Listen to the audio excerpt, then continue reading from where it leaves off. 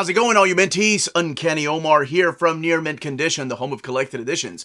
And join me today as I get to announce two brand new Marvel Omnis coming out in February and March of 2025. So let's go ahead and get started.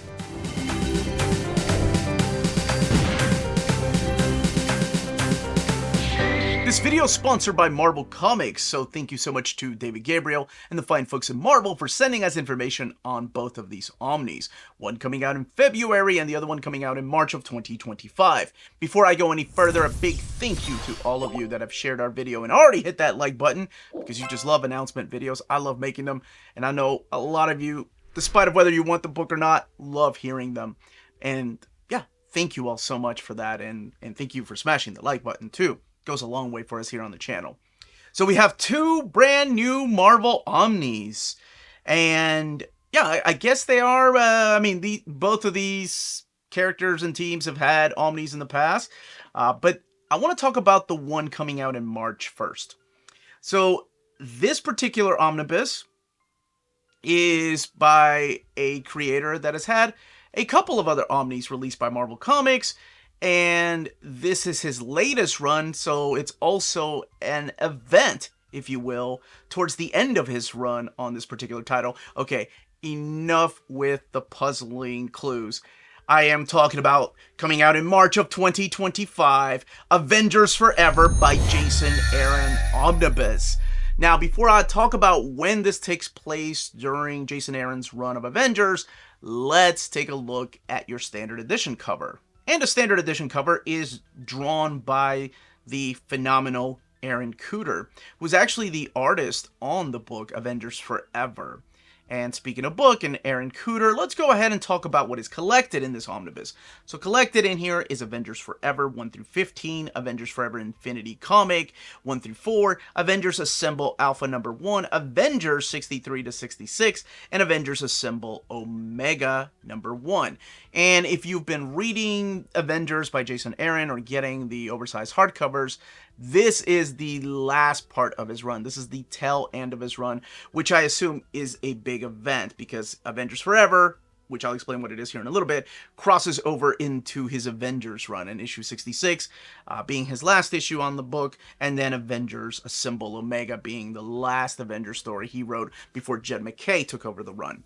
So before I talk about what these stories are and who some of the creators are in here, let's look at your direct market cover. So this direct market cover is supplied by Phil Jimenez and features some very recognizable characters that have been Avengers through the many years that Avengers have been around.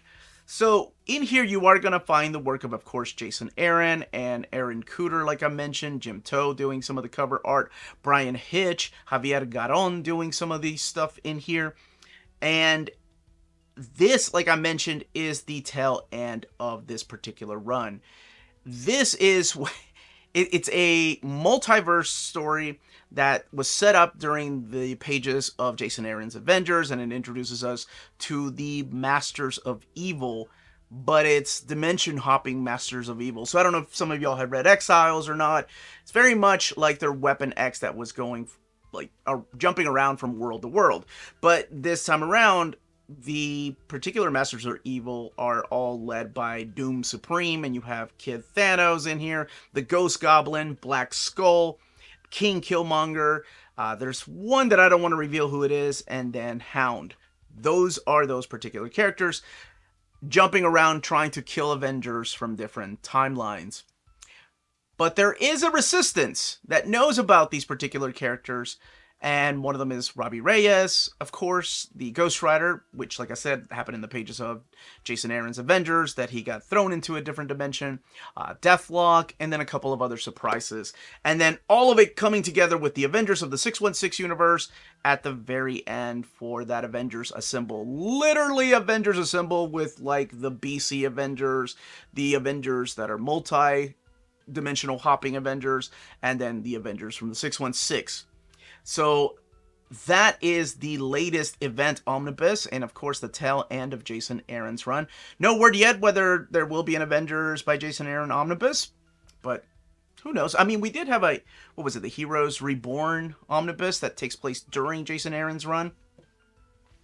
Now, let's go back to February, because I hinted that this was if that was the team book, then this is a character that has had an omnibus.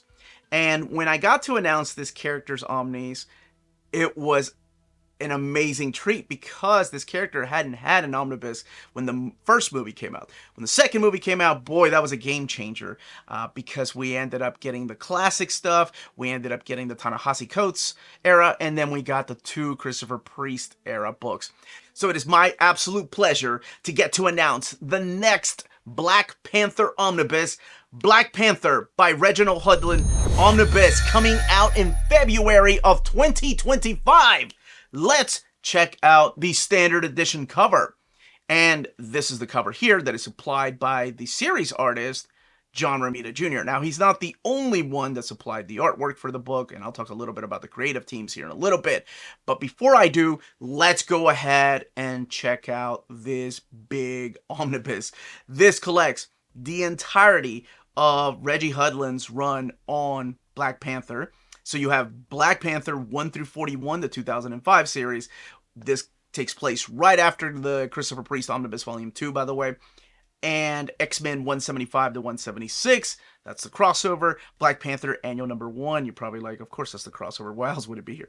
Black Panther the 2009 series 1 through 6, which changes the game a little bit. Captain America Black Panther Flags of Our Fathers 1 through 4. Black Panther Saga, and Black Panther Annual Number 1, The Sea Story, which wraps up a little bit of the stories that Reggie Hudlin set up in his run. So this does take place after the Christopher Priest series, and it takes place right before the Ta-Nehisi Coates series, but there is a little bit of stories that are done after the Reggie Hudlin series, because the series went on all the way to issue number 12, and those issues were written by Jonathan Mayberry. And then there was also the Setup to Doom War, which is a 6-issue miniseries. That's also written by Jonathan Mayberry. But let's go ahead and look at your direct market cover. So your direct market cover here is by Alan Davis, and it features Storm and T'Challa on his throne. So what is Storm doing there? Oh man, there's so many things that change in this particular series. So you are going to have the work of Reginald Hudlin. You're also going to have the writings of Peter Milligan in here for that X-Men crossover. You have artwork by John Romita Jr., Clayton Crane, and Frank Cho, Alan Davis, Scott Eaton, Coy Turnbull, Manuel Garcia, Billy Tan, Trevor Hairsine, and Jason Aaron. So it's a big omnibus.